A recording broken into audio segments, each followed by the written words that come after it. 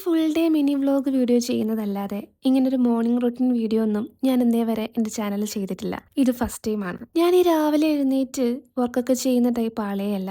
പിന്നെ ഇന്ന് video shoot ചെയ്യണമല്ലോ, അതുകൊണ്ട് മാത്രം നേരത്തെ എഴുന്നേറ്റു. എഴുന്നേറ്റാലുടനെ ഫസ്റ്റ് ചെയ്യുന്ന പണിയാണ് ബെഡൊക്കെ നീറ്റാക്കി ബെഡ്ഷീറ്റൊക്കെ നീറ്റാക്കി മടക്കി സെറ്റാക്കുക എന്നത്. ഞാൻ ഈ മണി പ്ലാന്റ് നാട്ടിൽ നിന്ന് കൊണ്ടുവന്ന മണി പ്ലാന്റ് ആണ്. അപ്പം നിങ്ങൾ എല്ലാവരും വിചാരിക്കും, എന്നാ കോഴിക്കോട് മണി പ്ലാന്റ് കിട്ടത്തില്ലയോ? മണി പ്ലാന്റ് ഒക്കെ കിട്ടും. പക്ഷേ ഈ മണി പ്ലാന്റ് നാട്ടിലെ എൻ്റെ വീട്ടില് എൻ്റെ റൂമിലിരുന്ന മണി പ്ലാന്റ്. അപ്പൊ എന്തോ അതുമായിട്ടൊരു അറ്റാച്ച്മെന്റ് കൂടുതലാണ്. അതുകൊണ്ട് തന്നെ ഞാൻ കോഴിക്കോട് വന്നപ്പോഴേക്കും ഇതിനെയും കൂടി ഇങ്ങ് കൂട്ടി. അങ്ങനെ കുറേ നാളുകൾക്ക് ശേഷം ഇത് തട്ടിക്കുടഞ്ഞെടുക്കുവാണ് എൻ്റെ ലാപ്ടോപ്പ്.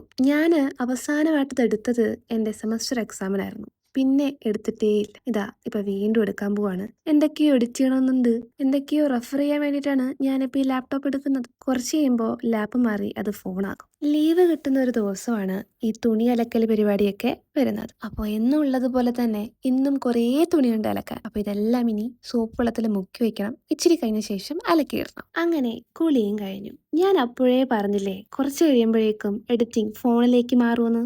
ദാ ഇപ്പോൾ അത് നിങ്ങളും കണ്ടില്ലേ. എനിക്കെന്തോ എഡിറ്റ് ചെയ്യാനൊക്കെ കുറച്ചുകൂടി കംഫർട്ടായിട്ട് തോന്നുന്നത് ഫോണാണ്. അതുകൊണ്ട് ഫോണിൽ തന്നെയാണ് കൂടുതൽ നേരം എഡിറ്റ് ചെയ്യുന്നതും അതുപോലെ റെഫർ ചെയ്യുന്നതും ഒക്കെ. റൂമിലിരുന്ന് എഡിറ്റ് ചെയ്ത് മടുത്തപ്പോഴേക്കും ഞാൻ സിറ്റ് ഔട്ടിലേക്ക് വന്നു. ഈ തലയെ കെട്ടിയേക്കുന്ന ഈ സാധനം അഴിക്കണം. അതാണ് അടുത്ത ടാസ്ക്. അഴിച്ചാൽ മാത്രം പോരാ, ഈ മുടി, ഈ ചകിരി പോലത്തെ മുടി എത്രയും പെട്ടെന്ന് ഉണക്കിയെടുക്കുമോ വേണം. അതാണ് ഏറ്റവും വലിയ ടാസ്ക്. സംസാരിച്ച് സമയം പോയത് അറിഞ്ഞതേയില്ല. അങ്ങനെ നമ്മുടെ മോർണിംഗ് റൊട്ടീൻ കഴിഞ്ഞു. അപ്പോൾ ശരി, ബൈ.